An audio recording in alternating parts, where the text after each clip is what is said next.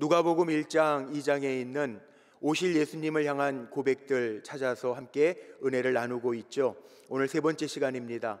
사가랴의 고백이라고 하는, 사가랴의 예언이라고 하는 제목으로 말씀을 나누면서 은혜를 같이 하려고 합니다.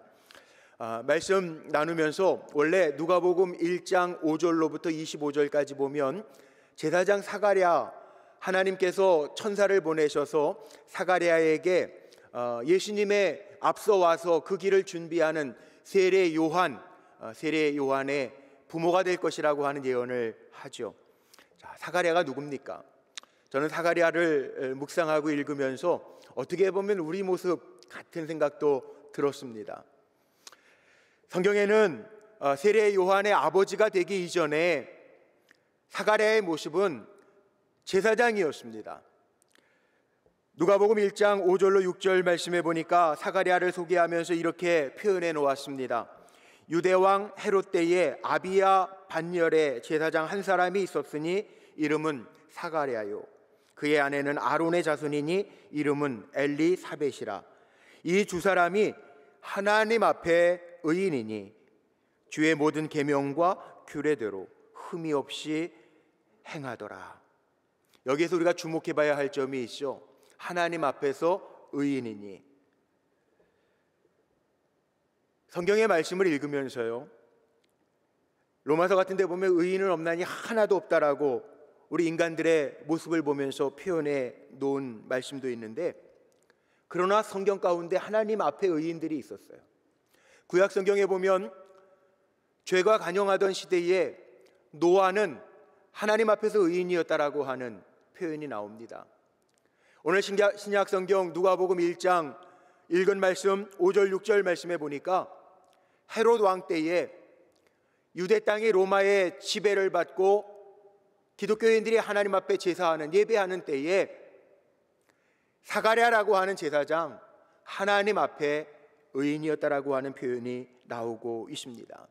마치 엘리야 시대에 바알에게 무릎을 꿇지 않았던, 하나님께서 숨겨놓으셨던 남은 자들 7,000명이 있었던 것처럼 그 핍박의 시대에 하나님의 말씀과 계명에 순종했던 사가랴, 하나님 앞에 의인이라고 하는 모습을 보면서 저는 그런 생각이 들더라고요. 요즘 힘들고 어려운 때를 지나지만 오늘도 변함없이 하나님 앞에 예배하는 날, 각 처소에서 온라인이라고 하는 매체를 통해서라도 하나님을 찾고 그의 이름을 부르고 예배하는 이들, 사가랴와 같은 하나님 앞에 의인이 아닌가라는 생각을 해봅니다. 사가랴는 어떤 사람이었습니까? 또 우리가 성경을 통해서 볼 수 있는 것이 있죠. 사가랴는 제사장의 의무를 잘 준행하면서 또한 문제가 있을 때 기도하던 사람이었습니다. 누가복음 1장 13절 말씀해 보니까 천사가 사가랴에게 이릅니다. 무서워하지 말라. 너의 간구함이 들린지라. 내 아내 엘리사벳이 내게 아들을 낳아 주리니 그 이름을 요한이라 하라. 문제가 있을 때, 문제가 있었죠. 사가랴는 나이가 들었습니다. 제사장 가문입니다. 아비야의 반열이고 부인 아내 엘리사벳은 아론의 자손이라고 그래요. 제사장 대대로 이어져가는 제사장 가문입니다. 그런데 사가랴에게는 아들이 없어요. 문제가 있어요. 제사장을 이어갈 아들이 없어요. 그런데 기도하던 사람이었다는 거예요. 천사가 사가랴에게 이야기하는 건 내 간구 소리를 하나님 들으셨다는 거예요. 그래서 아들을 주시겠다는 거죠. 기도의 사람이었어요. 문제를 가지고 하나님 앞에 기도를 올려서 하나님 앞에 그 간구가 들려질 정도로 기도의 사람이었다는 거예요. 우리도 기도하잖아요. 사가랴와 비슷하죠. 문제가 있을 때 하나님 앞에 엎드려 기도하잖아요. 코로나의 질병도 하나님 앞에 우리가 부르짖어 기도하면서 속히 종식되기를 기도하잖아요. 가정에 문제가 있을 때 주의 이름을 부르면서 주님의 기적을 바라고 하나님의 손으로 행하심을 바라고 기도하잖아요. 사가랴가 그런 사람이었다는 거예요. 그런데요, 그런 사가랴는 또 어떤 모습이 있었냐 하면, 사가랴는요, 기도하면서 막상 하나님의 말씀이 들려질 때 인간적인 생각, 인간적인 이치로 말미암아 능력의 하나님을 제한하고 맙니다. 너에게 아들이 있을 것이다. 이거 얼마나 복된 소식입니까? 얼마나 기다렸던 소식입니까? 얼마나 기뻐해야 할 일들입니까? 그런데 사가랴는 이렇게 고백해요. 사가랴의 원래 첫 번째 고백은요, 믿음 없음의 고백이에요. 18절에 보니까 이렇게 고백합니다. 사가랴가 천사에게 이르되 내가 이것을 어떻게 알리요? 내가 늙고 아내도 나이가 많으니이다. 인간의 한계를 보면서 제사장답지 못한 고백을 하고 있죠. 이 고백 때문에, 이 불신앙의 고백 때문에 20절에 하나님이 저를 벙어리가 되게 하신 이유가 있어요. 20절 말씀해 보니까 이렇게 표현되어 있습니다. 보라, 이 일이 되는 날까지, 하나님이 역사하시는 날까지 내가 말 못하는 자가 되어 능히 말을 못하리니 이는 내가 내 말을 믿지 아니함이었거니와 때가 이르면 내 말이 이루어지리라. 왜 사가랴가 벙어리가 됐을까요? 제사장이면요, 하나님의 말씀에도 능통한 거예요. 이미 아브라함 100세가 되어서 사라의 경수가 다 끊겨서 인간적으로 아이를 낳을 수 없지만 하나님 아브라함에게 약속하시고 말씀하신 것처럼 인간이 할 수 없을 때 아브라함을 통하여 약속의 자손 이삭을 보내주신 것, 제사장이니까 사가랴는 이미 알았을 것입니다. 그런데요, 알고 사가랴도 하나님 앞에 그렇게 기도했잖아요. 믿음으로 나에겐 후손이 없습니다. 기도했잖아요. 기도했기 때문에 누가복음 1장 13절에 그 기도가 하나님 앞에 들려졌다라고 고백하고 있지 않습니까? 그런데 그 아브라함과 이삭의 사건도 알았던 사가랴가 정작 자신의 삶 속에 하나님 말씀하실 때 믿지 못해요. 나는 늙었고 내 아내도 늙어서 이제는 아이를 가질 수 없습니다라고 하는 고백을 하고 있습니다. 이게 사가랴의 불신앙적인 모습이에요. 왜 벙어리가 되게 하셨을까? 만약에 이런 믿음으로 사가랴가 계속 입을 열어 말을 한다고 한다면 불신앙의 말을 했을 거예요. 하나님의 영광을 가리울지도 몰라요. 그래서 하나님이 그 사랑하던 제사장 사가랴의 입술을 한시적으로 막으셨다는 거죠. 그러나 우리가 또한 주목해 봐야 할 것이 있습니다. 하나님은 제사장 사가랴에게 천사가 말한 것, 그래 너는 불신앙이니까 내가 취소한다, 그렇게 하지 아니하시고 신실하신 하나님은 결국 사가랴 또 엘리사벳에게 세례 요한을 보내셔서 주님의 길을 준비하게 하셨습니다. 불신앙의 모습을 보고 하나님이 약속하신 것을 취소하지 않으셨다라고 하는 사실입니다. 하나님은요, 신실하신 하나님, 하나님은 실수가 없으신 하나님, 하나님은 한 번도 우리를 실망시킨 적 없으신 하나님이에요. 사가랴가 불신앙의 모습을 가졌지만, 불신앙의 고백을 남겼지만 약속을 취소하지 아니하시고 포기하지 아니하시고 하나님은 하나님의 일을 보여주셨다라고 하는 사실입니다. 궁금증이 하나 생기더라고요. 왜 하나님은 사가랴, 하나님 앞에 의인이었던 사가랴 제사장 젊었을 때, 힘했을 때 아이도 주시고 그 길을 예비하면 얼마나 좋았을까. 그런데 늙고 나이 많아 할 수 없을 때 하나님은 사가랴와 엘리사벳을 통해서 주님의 길을 예비하는 세례 요한을 보내주셨어요. 왜 그럴까요? 사람이 다 그렇더라고요. 자기가 할 수 있을 때 하는 거는요, 자기의 힘으로 된 줄 알아요. 그러나 내가 할 수 없을 때 일어나는 일들은 우리가 하나님이 하셨다라고 고백하잖아요. 세례 요한은 평범하게 자기의 힘으로 낳은 아들이 아니라 하나님께서 주님의 길을 예비하기 위하여 하나님의 능력으로, 약속의 자손으로 하나님의 하시는 일들로 우리에게 보여주시기 위하여 사가랴가 늙고 인간적으로 할 수 없을 때 하나님은 그 가문에 세례 요한을 보내주셔서 하나님의 하시는 일들을 나타내셨다라고 하는 사실입니다. 오늘 읽은 누가복음 1장 67절로부터의 사가랴의 찬송과 고백을 한번 보십시오. 벙어리에서부터 입이 열렸던 사가랴가 드디어 하나님을 찬양합니다. 그의 입술을 열어주셨을 때 사가랴는 머뭇거리지 아니하고 오늘 68절 말씀에 보면 이렇게 입이 열렸을 때 고백합니다. 찬송하리로다. 주 이스라엘의 하나님이요 그 백성을 돌보사 속량하시며 찬송하리로다. 지금 사가랴는 구속의 역사를 언급하면서 하나님을 찬송하면서 하나님을 주 이스라엘의 하나님이라고 고백하고 부르고 있습니다. 그리고 오늘 나누고 싶은 것이 있는데 정말 중요한 것, 사가랴가 오실 예수님에 대해서 두 가지 의인화적인 어법을 사용해서 고백하는 것이 있어요. 그게 뭡니까? 69절에 나오는 예수님은 구원의 뿔이 되신다라는 거예요. 78절 말씀해 보니까 예수님은 돋는 해가 되신다라고 하는 고백을 하고 있어요. 주님은 구원의 뿔로 돋는 해로 이 땅에 오실 거라고 하는 예언 고백을 하고 있죠. 제 마음에도 아주 간절한 고백이 되기를 원합니다. 아마 오늘 예배 드리는 성도님들의 마음속에도 오실 예수님에 대한 이런 고백과 예언이 실현되기를 간절히 소망합니다. 예수님 어떤 분이라고요? 구원의 뿔이라는 거예요. 예수님 어떤 분이라고요? 힘있게 돋는 해라고 고백하고 있어요. 생명의 빛을 비추시는 빛, 그분이 주님이시죠. 암울한 이 시대 속에 코로나19가 창궐해서 아우성치는 이 시대 속에 생명의 빛으로 주님이 오신다라고 하는 고백이 오늘 저와 여러분의 고백이 되기를 간절히 소망합니다. 사실 예년 같으면 어느 때보다 즐겁고 행복한 시간을 보내야 할 성탄의 시기가 아닙니까?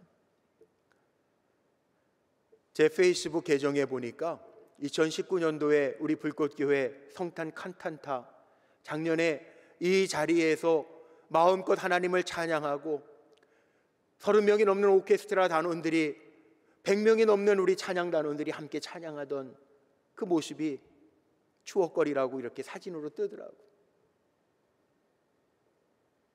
올해는요, 힘들구나, 어렵구나, 어떻게 보면 이런 말이 우리의 입술에서 떠나면 좋겠는데 여전히 우리 입술에 머물러 있어요. 그런데 사가랴의 시대는 어땠을까요? 어떻게 보면 예수님이 정말 2000년 전에 이 땅에 오실 때 우리의 삶의 모습과 흡사한 것뿐만 아니라 어떻게 보면 우리가 살고 있는 이 시대보다 더 암울한 때에 아기 예수가 평화의 왕으로 생명의 빛으로 오셨다라고 하는 사실이죠.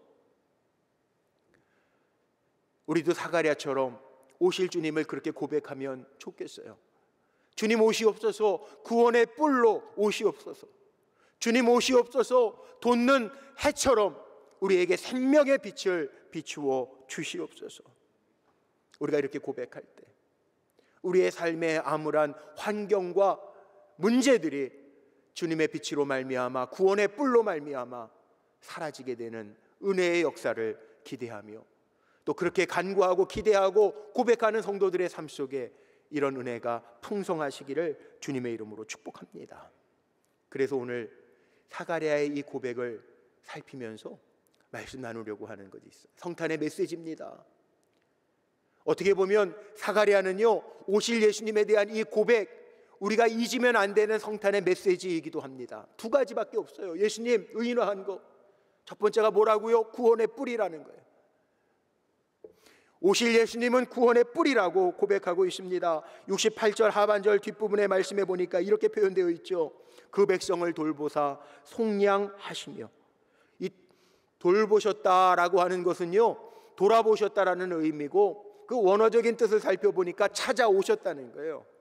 하나님이 인간의 삶 속에 신방 오셨다는 거예요. 우리의 어려움 속에 신방 오셨다는 거예요. 우리 성도님들, 교육자들이 신방할 때 힘이 되고 소망이 되죠. 기도해 줄 때 위로가 되잖아요. 죄악과 고통이 많은 인간의 삶 속에 하나님께서 그 백성을 돌아보셔서 찾아오셨다는 거예요. 속량이라고 하는 단어, 여러분 아실 겁니다. 값을 지불했다라고 하는 의미죠. 하나님은 인간의 고통을 아시고 찾아오신 하나님이시거든요. 출애굽기 3장에 보면 이스라엘 백성들이 애굽 바로 왕의 폭정 속에 또 고욕 속에 하나님 앞에 탄식하고 부르짖을 때 하나님이 그 소리를 들으시고 모세를 준비하셔서 그들을 건져내시잖아요. 지금 상황이 그렇다는 거예요. 하나님이 이스라엘 백성들을 돌보시지 아니할 수가 없다는 거예요. 왜? 하나님은 제사장의 나라로 이스라엘 백성을 택하셨고 그들이 잘해서가 아니라 강해서가 아니라 내가 나의 약속된 백성으로 삼아주시겠다고 말씀하셨어요. 예수님 오실 당시에 유대 나라가 어땠습니까? 로마의 통치를 받고 있었습니다. 이미 우상 숭배로 말미암아 이방 나라들에게 점령되어져 포로 생활을 하고 수모를 겪었던 백성들입니다.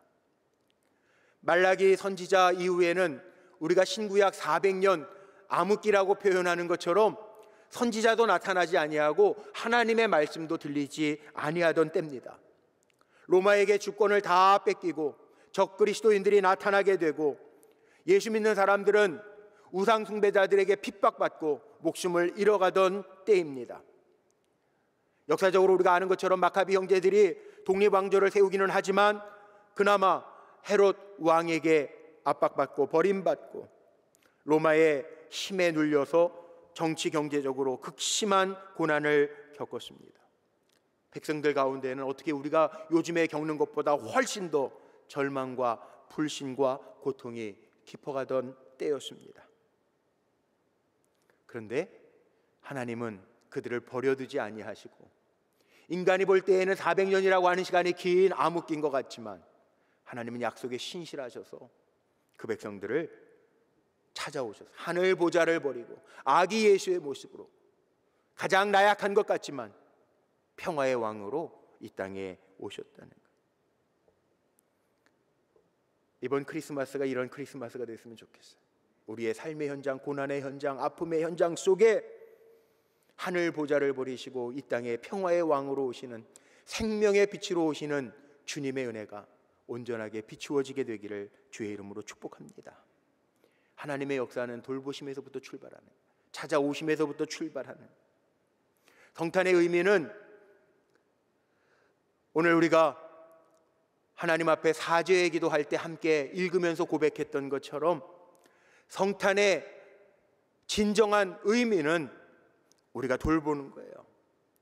연약한 이들, 아파하고 있는 이들, 나보다 힘들어하고 있는 이들, 가난하고 병들어 있는 이들 돌보는 거예요.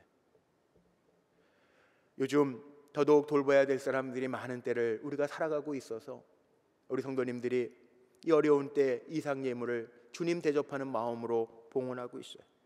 이번 성탄절에 광고 드린 것처럼 우리 불꽃교회가 위치한 지역에 섬기는 소방서, 파출소, 119, 구급, 응급구조원들 우리가 어떻게 다 섬기겠어요? 그러나 작은 사랑의 마음을 나누면서 예수 그리스도의 이 땅에 오심을 나누려고 그래요. 그렇습니다. 사가랴는요, 지금 주께서 자기 백성들을 돌아보사 구체적으로 무엇을 하셨는지를 말하고 있는 것 가운데 하나가 돌보시고 속량하셨다는 것. 속량이라는 단어가 어렵지만 전도 폭발 훈련 받으신 분들은 아시죠? 테텔레스타이, 값을 지불하고 원상 회복을 시켜 주었다라고 하는 이야기입니다. 주님이 우리의 죄값을 다 지시고 치루어 주셔서 우리는 이제 죄인의 모습이 아니라 당당하게 하나님의 자녀로서 살아갈 수 있는 축복의 자녀가 되었다라고 하는 말입니다. 주님 우리를 구원하시기 위해서 원수된 자들의 손에서 건져내시기 위하여 오셨는데 구원의 뿔 다윗의 가문에서부터 하나님 보내셨다는 사가랴가 예언하고 고백하고 있는 말씀이에요. 구원의 뿔. 사가랴가 왜 오시는 예수님을 구원의 뿔이라고 했습니까? 구원의 뿔. 뿔이 뭡니까? 이게 힘을 상징하는 거예요. 힘을. 사진을 한 장 준비했는데 밀림의 왕자를 우리가 사자라고 이야기하잖아요. 근데 사자도요, 코뿔소나 뿔 있는 짐승한테는 뭐 잡아먹기는 하지만 겁나서 뿔 있는 동물한테는 쉽게 다가가지 못한다는 거예요. 뿔에 찔리면 사자도 목숨을 잃어요. 보여드렸던 사진과 같은 일들이 동물의 세계에는 많다는 거예요. 뿔에 맞히면 상처를 회복하지 못하고 밀림의 왕자라고 하는 사자도 죽을 수밖에 없다는 거예요. 뿔은요, 힘을 상징하죠. 예수님이 구원의 뿔이라고 하는 얘기는 사탄의 강력한 유혹, 세상의 힘, 그 우리의 힘으로 나오는 게 아니라 구원의 뿔이 되신 힘이 있으신 주님이 그 결박을 풀어주신다는 거예요. 그래서 우리가 주님을 어떻게 표현합니까? 주님은 우리의 주인이라고, 참 주인이라고 표현합니다. 우리를 속량하셨어요. 사단의 권세 아래 놓여있던 우리를 주인이 바뀌었습니다. 주님이 나의 참 주인으로 바뀌었어요. 둘째는요, 주님이요 부활하셨다고, 부활의 능력으로 우리를 사망의 고리에서 건져내셨다는 거예요. 주님은 힘이 쓰시죠. 사망도 이기셨다는 거예요. 세 번째는 주님은 창조주세요. 만물의 주인이시라고요. 그래서 우리는 이제 그 구원의 뿔을 힘입고요, 사망의 권세로부터도 이기고, 내 참주인은 죄를 다스리는 사단이 아니라 그 죄의 권세를 깨뜨리신 주님이 나의 참주인이라고 하는 고백을 가지고 우리는 담대하게 구원의 뿔이신 예수님을 찬양하며 살아갈 수 있다는 거죠. 사가랴가 고백했던 것처럼 구원의 뿔 되신 주님, 이 어두움 속에 오셔서, 이 질병의 고통 속에 오셔서, 이 신음하는 세상에 오셔서 우리를 짓누르고 있는 모든 것에서부터 건져주시는, 돌보시고 속량하여 주시는 나의 힘 되신 여호와여, 내가 주를 사랑하나이다 고백하며 살아갈 수 있는 우리 성도들이 되시기를 주의 이름으로 축복합니다. 두 번째 고백은요, 돋는 해예요. 돋는 해. 오늘 78절 말씀에 보니까 이렇게 표현하고 있죠. 이는 우리 하나님의 국률로 인함이라. 이로써 돋는 해가 위로부터 우리에게 임하여, 이 예수 그리스도, 이 땅에 오실 예수 그리스도를 돋는 해로 표현하고 있고요. 그 돋는 해가 위로부터 우리에게 임할 때 79절입니다. 어둠과 죽음의 그늘에 앉은 자에게 비춰지고 우리 발을 평강의 길로 인도하시리로다 하니라. 예수님은 생명의 빛을 우리에게 비추어 주시기 위하여 오셨어요. 예수님도 요한복음에서 자기를 표현하실 때 나는 길이요 진리요 생명이라. 어두움은 죽음을 상징합니다. 빛은 생명을 상징합니다. 그런데 어두움보다 강한 것이 빛입니다. 어떤 어두움도 빛이 비추어지는 순간에 어두움은 물러가게 되어 있습니다. 돋는 해 한번 생각해 보세요. 돋는 해, 우리 해맞이 정동진에 몇십만 명이 모인다고 그러죠. 금년에는 코로나 때문에 이 해맞이 행사가 다 취소됐대요.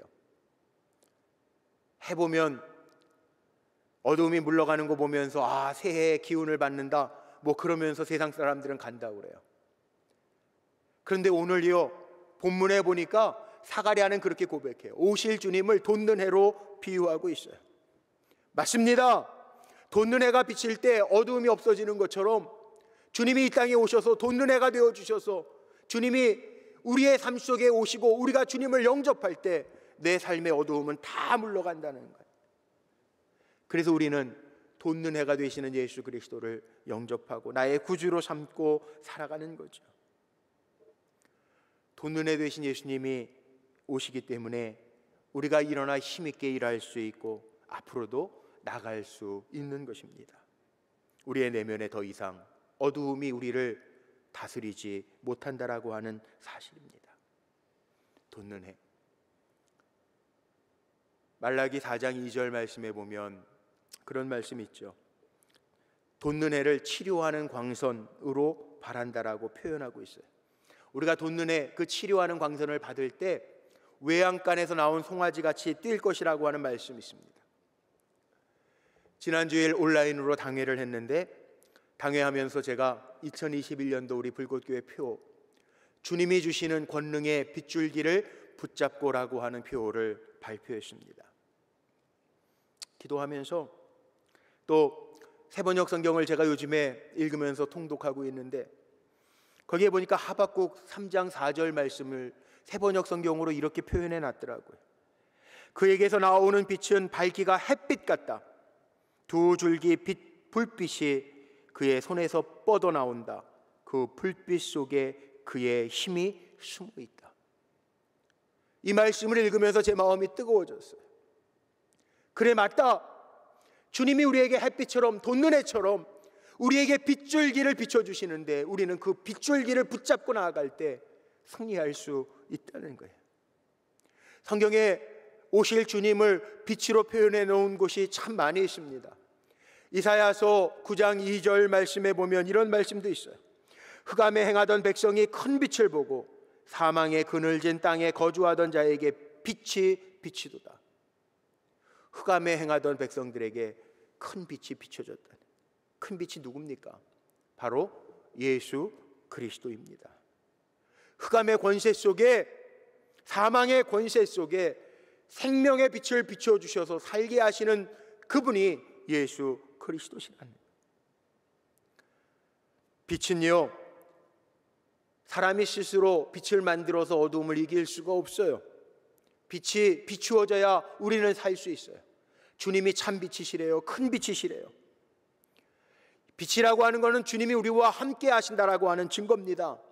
그래서 하나님이 예수 그리스도를 이 땅에 보내주시면서 그의 이름을 임마누엘이라 하리라, 우리와 함께 하시겠다는, 하나님 우리와 함께 하시겠다는, 하나님의 백성과 함께 하시겠다라고 하는 약속이에요. 이 성탄 주님의 오심을 기다리면서 나와 함께 하신 하나님이 느껴지게 되시기를 주의 이름으로 축복합니다. 그게 느껴져야 그 다음에 나오는 말씀 79절에 그렇게 얘기하잖아요. 79절 말씀에 어두움과 죽음의 그늘에 앉은 자에게 비치고 우리 발을 평강의 길로, 평강의 길로. 주님의 빛이 비추어지면요, 우리의 삶이 파멸과 고생의 길을 걸어가던 우리에게 평강의 길로 바뀌어지는 은혜가 있다라고 하는 말씀을 하고 있어요. 우리 성도님들에게 질문 한번 해볼까요? 어려운 때를 살지만, 힘든 때를 살지만 우리 성도님들의 마음은 평안하십니까? 아직 평안하지 않은데요 이러는 분들은요, 정말 이 성탄에 생명의 빛으로 오시는 주님, 내가 주님을 영접하기를 바랍니다. 내가 주님 모시기를 원합니다. 기도해야 돼요. 주님은 우리에게 생명의 빛을 비춰주시면 우리 마음이 평안해지고 우리는 평안의 길을 걷는다는 거예요. 주님 평강의 왕이시거든요. 이사야서 9장 6절 말씀해 보니까 이렇게 예언하고 있어요. 이는 한 아이가 우리에게 낳고 한 아들을 우리에게 주신 바 되었는데 그의 어깨에는 정사를 메었고 그의 이름은 기묘자라, 모사라, 전능하신 하나님이라, 영존하시는 아버지라, 평강의 왕이라 할 것임이라. 예수님은 평화의 왕입니다. 평화의 왕으로 오십니다. 그래서 우리가 누리는 가장 큰 복은 그 주님이 나와 함께 하셔서 우리가 평안의 길을 걸어가는 복이 가장 큰 복입니다. 사가랴는 예수님을 이렇게 두 가지로 고백하고 오실 예수님을 예언하는 거예요. 구원의 뿔로 돋는 해 생명의 빛을 비춰주시는 주님으로 표현하고 있어요. 저는 오늘 이 사가랴의 고백이 저와 여러분의 고백이 되기를 간절히 소망합니다. 사가랴는 그의 아들 세례 요한이 해야 할 사명도 이야기합니다. 뭐라고 이야기하죠? 자기가 구원자가 아니고 여기에 그 죄사함으로 말미암는 구원을 알게 하리니, 알게 하는 사람이라는 거예요. 죄사함으로 말미암아 구원하시는 분은 예수 그리스도시고 이것을 알게 하기 위하여 앞서 주님의 길을 예비하는 이가 내 아들 세례 요한이라고 하는 말을 하고 있는 거예요. 사가랴의 고백의 온통 고백은 세례 요한이 초점이 아니고 오실 예수님에 대한 것, 오시는 구세주, 구원의 뿔, 돋는 해 예수님에게 맞추어져 있습니다. 자, 이제 말씀을 마치고 정리합니다. 사가랴가 하나님 앞에서 의인이었어요. 기도하는 사람이었어요. 그럼에도 불구하고 하나님의 기적적인 역사를 들을 때 자기의 인간적인 한계, 인간적인 생각의 이치를 따라 이야기함으로 벙어리가 됐어요. 우리도 종종 그런 실수를 할 때가 있죠. 믿음을 가지고 산다고 하면서 환경 보고 인간의 생각과 이치에 맞지 않으면 믿지 않으려고 하는 사가랴와 같은 성품이 내 안에도 있어요. 그러나 사가랴가 정말 하나님의 하시는 일임을 깨닫고 나서 벙어리로서 입이 풀려서 다시 말하기 시작할 때 가장 먼저 사가랴는 하나님을 찬송하고 오실 예수님을 고백하고 있습니다. 오늘 우리도 마찬가지입니다. 오늘 제가 이렇게 한 문장으로 결론을 내고 말씀 마칩니다. 우리도 사가랴처럼 하나님의 역사를 믿고 본 사람이라면 기쁨으로 감사함으로 구원자 예수 그리스도를 고백하고, 주님은 우리의 구원의 뿔이 되시고 돋는 해가 되어 빗줄기를 우리에게 비추어 주시는 구원의 예수님, 평화의 왕으로 오시는 예수님, 그 예수님을 나의 구주로 찬송하며 고백하며 살아가게 되시기를 주님의 이름으로 축원합니다.